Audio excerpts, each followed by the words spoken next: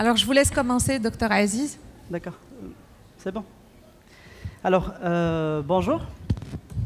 Je me présente, je suis le Dr Anas Aziz, médecin esthétique résident en chirurgie plastique.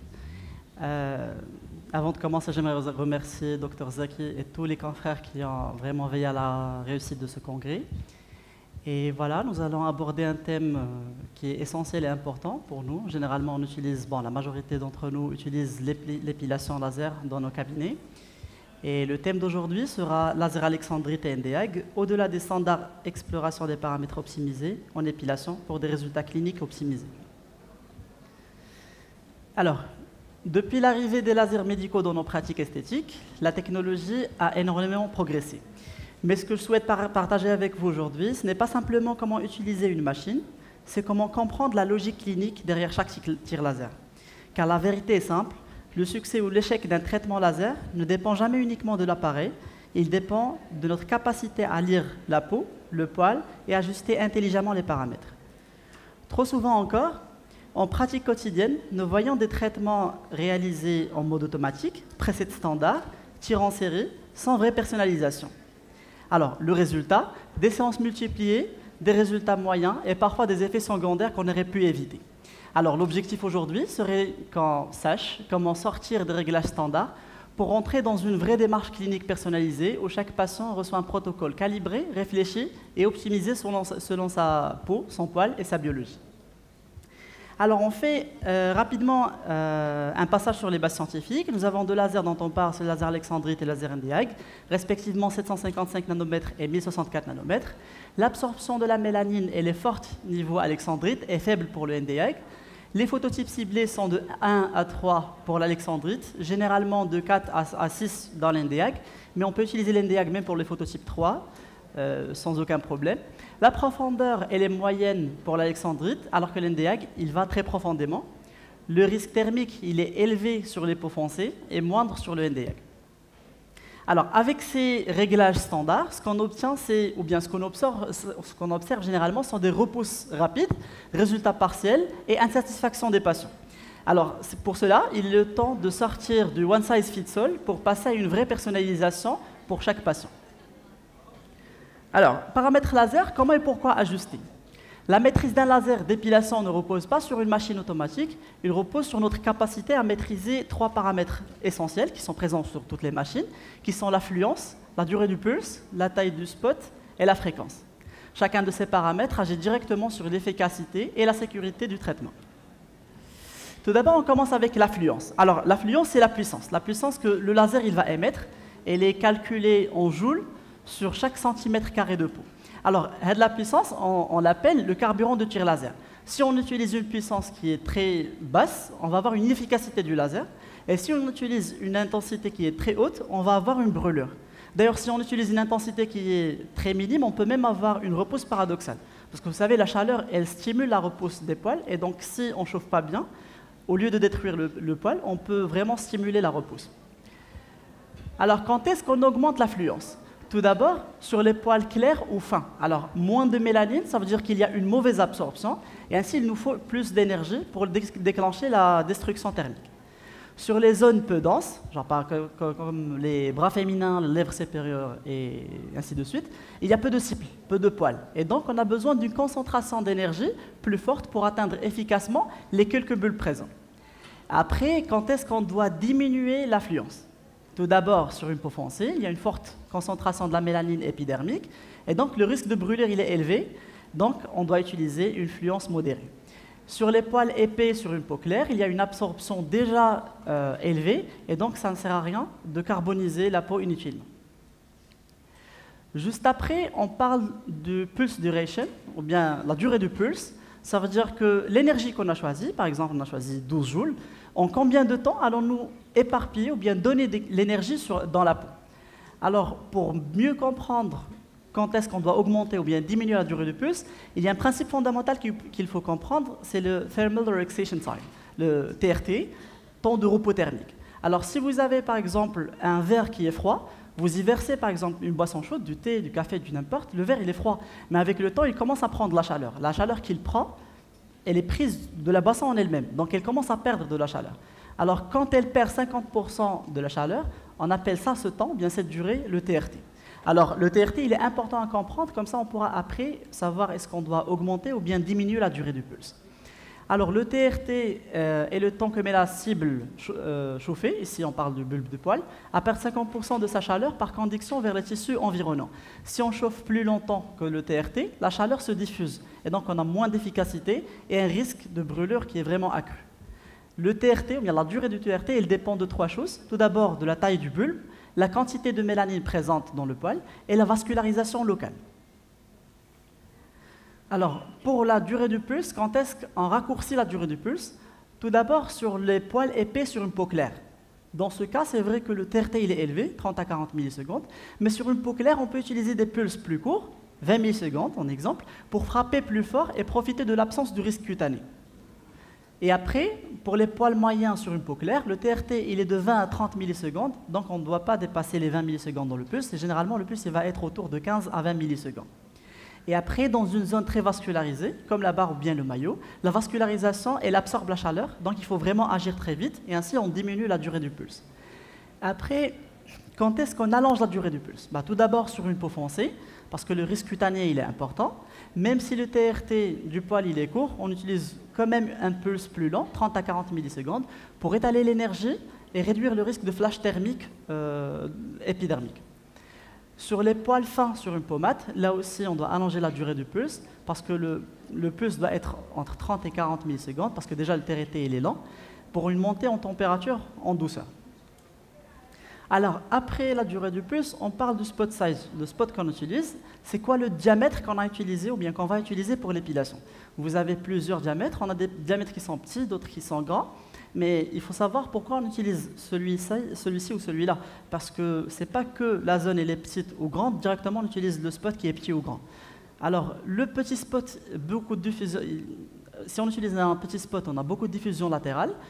L'énergie elle est perdue sur les côtés et donc la pénétration elle est réduite. Alors qu'en utilisant un grand spot, où nous avons une faible diffusion, la trajectoire elle est plus droite et ainsi la pénétration elle est plus profonde. Ça nous donne une meilleure destruction du bulbe situé en profondeur. Donc généralement, on peut comprendre qu'en utilisant un petit spot, on va moins en profondeur que si jamais on utilise un grand spot. Alors quand est-ce qu'on utilise un grand spot? Tout d'abord dans les zones profondes. Les jambes, le dos, le maillot, là on a le bulbe qui est vraiment très profond, donc il faudra vraiment utiliser un grand spot. Deuxièmement, pour gagner le temps sur les grandes surfaces. Si vous avez une grande surface et que vous pouvez, même si utiliser un petit spot, utiliser un grand spot, ça va vous faire gagner du temps, donc on l'utilise dans ce cas. Alors que le petit spot, il est utilisé dans les petites zones qui sont précises, par exemple lèvres supérieures, le menton ou le doigt, et pour les peaux foncées, pour ne pas, qui ne sont pas profondes, logiquement, par exemple, une jambe dans une peau foncée, on va tout de même utiliser un grand spot, mais dans les zones qui ne sont pas très profondes, décolletées par exemple, n'importe, on utilise les petits spots pour faire un meilleur contrôle de l'énergie dans les petites surfaces pour limiter les risques. Alors, juste après, le paramètre restant là-dessus, c'est la fréquence. Alors, la fréquence, c'est la rapidité entre un tir et l'autre. Genre, est-ce qu'on va stagner? Est-ce qu'on va faire un tir par tir? Il y aura combien de tirs ça gère la rapidité. Tout d'abord, on va voir quand est-ce qu'on va augmenter la fréquence. Généralement, sur les peaux claires, dans les grandes zones, on va gagner du temps avec une meilleure fluidité du traitement. On peut utiliser 3 à 4 Hz sans aucun problème. Quand est-ce qu'on doit diminuer? Généralement, sur les peaux foncées, on diminue pour éviter l'accumulation thermique, et donc on peut utiliser jusqu'à 2,5 Hz sans problème. Après, dans les zones délicates, on doit travailler plus lentement pour contrôler la montée thermique, et donc on va utiliser un maximum de Hz, 1,5 Hz. Une rapidité comme ça serait parfaite. Alors pourquoi? Car après chaque tir, il reste de la chaleur résiduelle. Donc si on tire trop vite, la peau n'a pas le temps de refroidir, et donc ça pourra nous causer des brûlures. Alors, juste après avoir parlé des 4 particularités ou bien paramètres principaux de la machine, on va parler un petit peu des zones hormonales. Alors, lorsqu'on parle de zones hormonales avec ou sans problème hormonal, on parle généralement du visage chez les femmes, le cou chez l'homme, les aréoles mammaires, ligne ombilicale, région lombaire, maillot profond. Alors, la particularité des zones hormonales, c'est généralement une forte stimulation androgénique. Donc, les poils plus profonds, plus denses, et la repousse elle est plus facile dans ces cas. Une forte vascularisation, le bulbe il est plus nourri et donc difficile à détruire. Et enfin, nous avons une sensibilité cutanée variable selon les patients. Alors, si on est en train de traiter une zone hormonale, pour l'affluence, il faudra augmenter modérément pour traiter la résistance folliculaire qui est élevée dans la zone. La durée du pulse, il faudra vraiment la raccourcir pour monter rapidement en température pour pouvoir détruire le bulbe. Le spot size, on utilise un spot size grand si possible pour atteindre les bulbes profonds parce que, comme on a dit, les bulbes sont très profonds dans les zones hormonales. Alors la fréquence, on la baisse légèrement pour éviter l'accumulation thermique locale. Alors, une caractéristique peu dite sur les zones hormonales, elles sont vraiment très vascularisées. Cette vascularisation, elle va agir comme un système de refroidissement naturel. Donc la vascularisation, comme on a vu sur le TRT, elle va prendre de la chaleur du bulbe qu'on a chauffé. Et donc, le sang, quand il va prendre la chaleur, le bulbe va mieux résister à la montée en température. Donc, il y aura une nécessité d'augmenter légèrement l'affluence et de raccourcir le pulse. Genre, on va donner une plus grande puissance dans une durée plus courte pour pouvoir frapper fort et vite avant que la chaleur ne soit dissipée. Alors, notez bien, ne pas hésiter à faire un cycle initial rapproché dans les premières séances, 4 à 5 semaines, pour voir comment ça réagit. Et après, on peut espacer progressivement s'il y a une bonne réponse. On doit toujours surveiller les signes de repousse paradoxale après la deuxième ou la troisième séance. Et si on observe, on baisse la fréquence, on augmente le pulse et on refait un bilan hormonal s'il y a un doute. Alors là, il y a un truc que généralement la majorité d'entre nous il a déjà vu ou bien vécu. Vous pouvez avoir un patient qui revient après la troisième séance chez vous et vous dit que j'ai le même nombre de poils que j'avais eu avant le début de la première séance. Est-ce que le laser ne marche pas bien? C'est quoi? C'est une repousse paradoxale? Je ne comprends pas. Alors, normalement, il a partiellement raison, parce que c'est presque le même nombre de poils qu'il avait au début, mais il faut comprendre et lui faire comprendre comme quoi il y a plusieurs phases de poils. Et les phases qu'on voit maintenant sont des phases qui sont maintenant en phase anagène active, alors qu'au début, elles étaient en phase télogène, par exemple. Alors, lorsqu'on parle de zone hormonale, il y a un principe qu'on appelle la phase télogène prolongée. Ça veut dire qu'un bulbe peut prendre 2 ou 3 mois, toujours en phase télogène, et après, il va apparaître. Donc là, il y a une grande nécessité de faire une différence entre est-ce que c'est un rebond paradoxal, ou bien une repousse paradoxale, ou bien c'est une phase télogène prolongée. Alors tout d'abord, la densité pilaire. Lorsqu'on a une repousse paradoxale, les poils, ils sont vraiment plus épais, alors que dans une repousse normale, des poils qui étaient en phase télogène, vous allez trouver que les poils sont littéralement comme ils étaient avant. Genre pas plus denses, pas moins denses, les mêmes poils que vous avez avant. La localisation pour les repousses paradoxales, elle va s'étendre au-delà de la zone. Vous avez traité que les essais. Sur une repousse paradoxale, vous allez avoir des poils au-delà, par-ci et par-là. Alors que pour le rebond normal, genre la phase télogène prolongée, vous allez avoir les poils dans les mêmes zones où ils étaient. Après, les types de poils, ça on a dit, ils deviennent plus épais et l'autre ils sont identiques. Et la chronologie, la repousse paradoxale, généralement, elle apparaît dès la première ou deuxième séance. Par contre, la repousse dont on a parlé, due à la phase télogène prolongée, vous allez commencer à voir ça après la troisième ou après la quatrième séance. Donc l'affluence utilisée lors de la séance, si on a une repousse paradoxale, soit on a utilisé une fluence trop basse, soit un pulse inadapté. Pourquoi fluence trop basse? Parce que si l'affluence, elle ne peut pas détruire le bulbe, elle va stimuler la repousse. Ça, c'est très logique. Donc, si on a utilisé une fluence trop basse, on va avoir une repousse paradoxale ou bien un pulse inadapté. Et en même temps, si jamais on n'a pas bien utilisé le refroidissement qu'on avait sur la machine pour faire l'épilation. Alors que sur la phase télogène prolongée, on a effectué l'épilation avec une fluence correcte et un cycle normal, et pourtant on a eu la repousse. Donc, c'est généralement une phase télogène prolongée pour les bulbes. Alors ici, on voit des cas cliniques qu'on a réalisés. Ici, la zone, c'est des aisselles. Le phototype, il est estimé 2 à 3. On a utilisé un laser alexandrite avec paramétrage fluence 14 joules et on a augmenté jusqu'à 16 joules sur la séance. Parce que les aisselles sont une peau fine, donc on a fait attention pour ne pas surchauffer. La durée du pulse, on a utilisé 12 à 15 millisecondes. Le spot size, on a utilisé un grand spot size pour une bonne pénétration, donc c'était un 14 mm. Et la fréquence de Hertz, parce qu'on n'avait pas besoin d'aller trop vite en zone petite. Le nombre de séances pour réaliser ce résultat, c'était de 6 séances.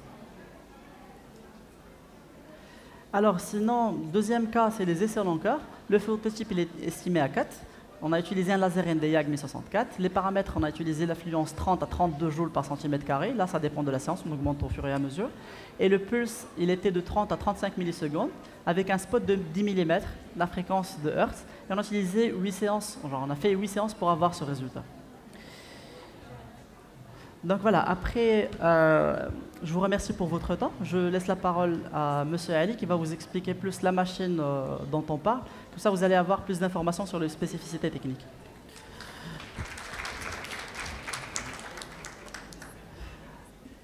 Monsieur Ali va nous présenter l'appareil. J'attends juste la présentation. Alexandrite Ndeyag.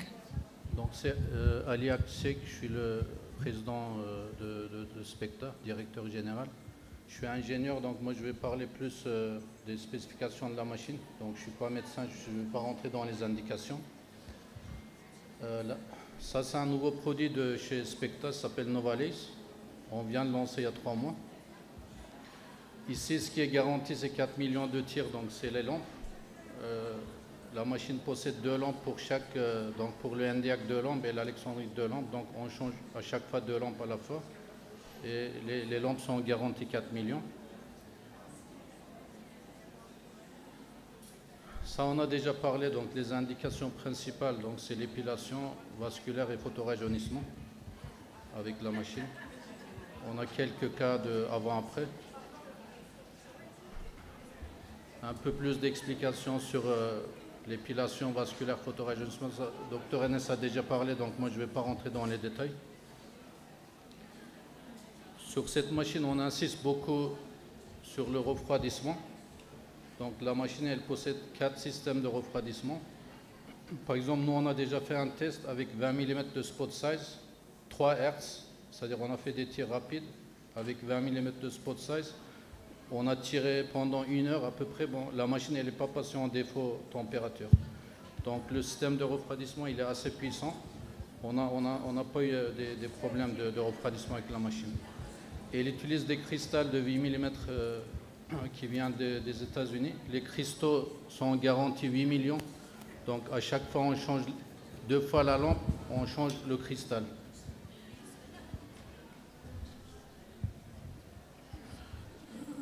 Comme on a dit, le cristal, donc 8 millions. Les fibres optiques, c'est des fibres de 3 mètres de longueur avec 1,5 mm de diamètre. Et il utilise des lampes made in UK de 27 cm. Donc même les lampes, comme on a dit, sont garanties 4 millions de flash. La machine a deux options de refroidissement pour les patients. Donc soit le Zimmer, soit les bouteilles de cryo. Donc le médecin a le choix de choisir entre les 2 systèmes de cryo. Après, on a les spécifications techniques. Donc, par exemple, pour le Ndeyag, la machine peut aller jusqu'à 110 joules centimètre carré et l'Alexandrite 80 joules. Le temps de pulse, on nous demande beaucoup. Donc, elle peut baisser jusqu'à 0,3 millisecondes.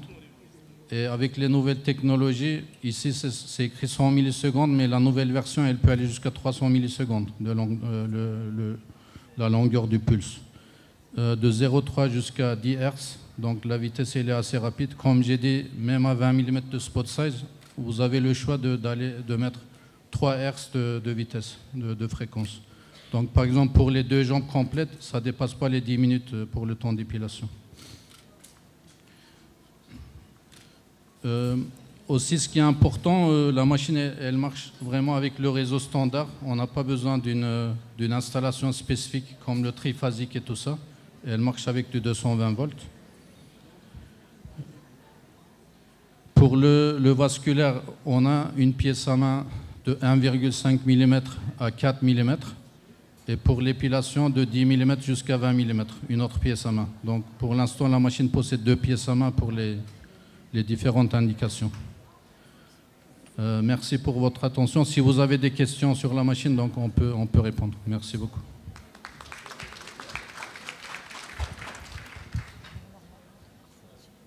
Merci, Monsieur Ali. Merci, Dr Aziz, encore une fois. On va voir s'il y a encore des questions au niveau de la salle pour cette dernière présentation riche et intéressante.